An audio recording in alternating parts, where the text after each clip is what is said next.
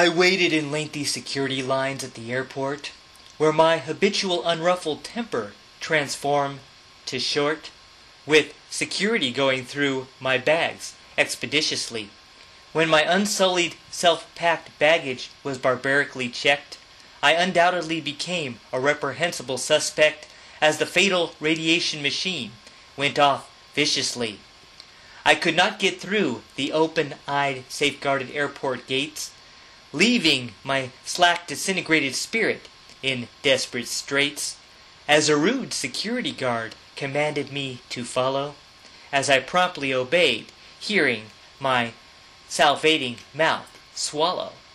She instantly explained to me that before my airplane trip, that immediately and completely I would have to strip, as she would thoroughly perform a full examination.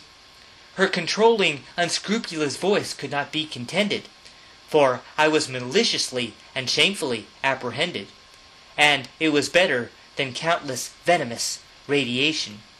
She egotistically stood about a height of 5'2", and she piercingly instructed what she wanted me to do. She ferociously forced me down to my modest, naked state. She went for every physique part as an authorized order, and comprehensively checked every anatomy border. She recognized at her short height she knew how to dominate. I was not protesting her finesse, nor was I defiant, but I could not conceal firm, solidified excitement as she methodically performed her unbroken scrutiny. My monotonous day she was beneficially feeling when she knew precisely I was undividingly willing for her firm, dexterous, nurturing bondage fluency. I felt compressing ropes when she commanded me to face down in a private underground airport dungeon, old and run down, as she coerced my hips to sway like the rhythm of the sea. She saw me standing naked in the duskiness of my fright, as the binding ropes guiding me to a wonderful delight, when I turned in time to see her chuckle at the sight of me. We were once two individual bodies before that night, when she profoundly made my faint, imprisoned soul soar in flight, causing me to caress the sensations, sweet, pink, and honeyed. I became proficient in undertaking what I was told, as I stared at the mistress with revitalized eyes that glowed. For never have I been to galvanizing heights mountainous.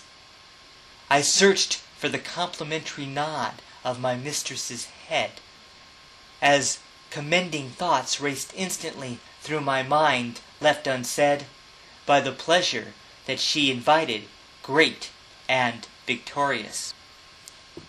I unsurreptitiously dropped to my fluctuating knees, for this constraint bonded servant captive did not want to displease, while kneeling and bowing my head in honor of the mistress.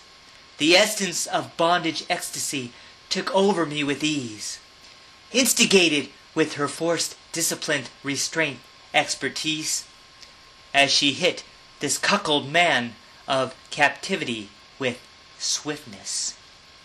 Her beautiful elegance set urges in my desire, as I hungered with abundance for my bondage supplier, when she aptly came closer with virtuoso dignity.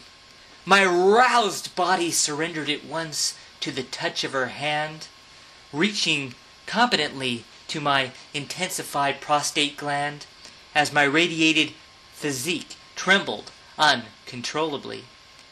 I felt her chastise my back with her bullwhip scorching and sweet, as my voice roared with every proficient stimulating beat, while I surrendered purposely to ravage her snapping whip.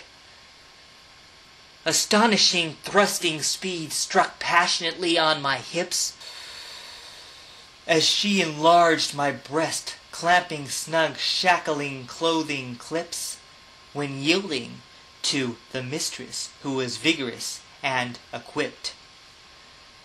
I honored my mistress with a discharging cascading flood, as her punishing ecstasy flowed inside my steamrolled blood, when she beat furiously with swinging momentum once more.